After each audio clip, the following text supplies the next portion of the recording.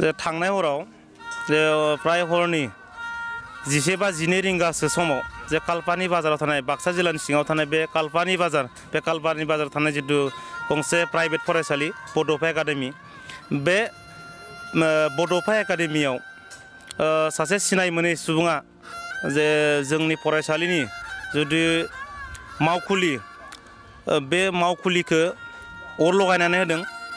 बेवहाय गोबां बिजाब गोबां दामिकनि बेसेन गोसानि गथ'फोरनि फरायसालिनि जितु इउनिफर्मफोर दङमोन, इउनिफर्म खानि दङमोन, मजाफोर दङमोन, गोबां दामिकनि गुबुन जायगाफोरनिफ्राय फरायसाफोरनि गोनांथिनि थाखाय बिजाबफोर लाबोनाय दङमोन। नेक्स्ट 2021 नि थाखाय जितु रेडि खालामनाय बिजाबफोर दङमोन बेफोर गासैबो खामनानै सेवहांगार जादों। जों फरायसालिनि जानानै जों जोबोद दुखु मोननाय फोरमायदों।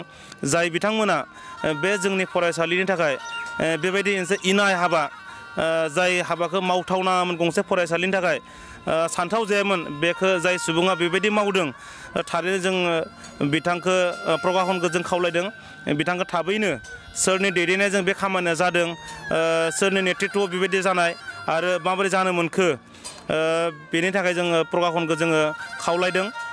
इतिमध्य जोङो दिनै हरावनो प्रकाशननिफ्राय जों लेंहरनानै बासबारि आउट पस्टनि आइसि बिथांखौ जों लेंहरना हरावनो बे जाथायसालियाव लेंहरदों आरो बिथाङाबो निस्सय नुदों आरो बिथाङा दा जोंखौ एजाहार होनो थाखाय खावलायदों।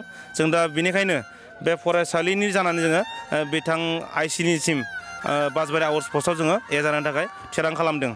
जाथायनि सायाव सोरखौ सन्देह दं? जाथायखौ बुंनो थाङोबा बेवहाय जाथायखौ गोबां ओनसोलनि सुबुंफोरा बुंदों जे बेवहाय सासे पाग्लिखौ जितु पाग्लि होनना बुङो गुबुन मुस्लिम मानसिमोन पाग्लि लामा सामायाव बेरायना थायो।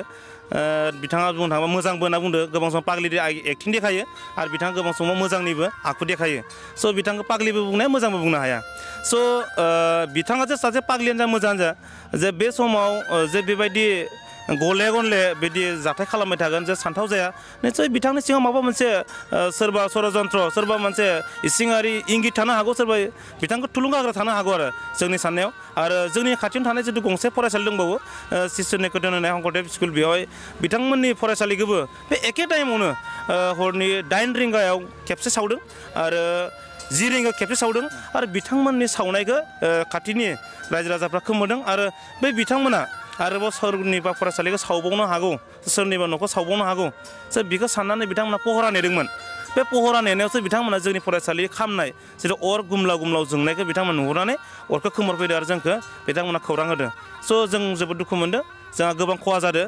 फ्राय जों 1 लाखसो जों बेसेननि जों मुवा बेसादखौ जों खोमानो गोनां जादों आरो गोबां जोंहा नथिफोरा जों खहा जादों। स' जों दुखु मोनदों आरो जों प्रकाशन खावलायदों जाय बिथाङा बेवहाय लोब्बा दङ बिथाङा थाबैनो ग्रेप्टार खालामना माने रियेल माने हास्तिनि थाखाय बिथांखौ जों प्रकाशनजों खावलायबाय।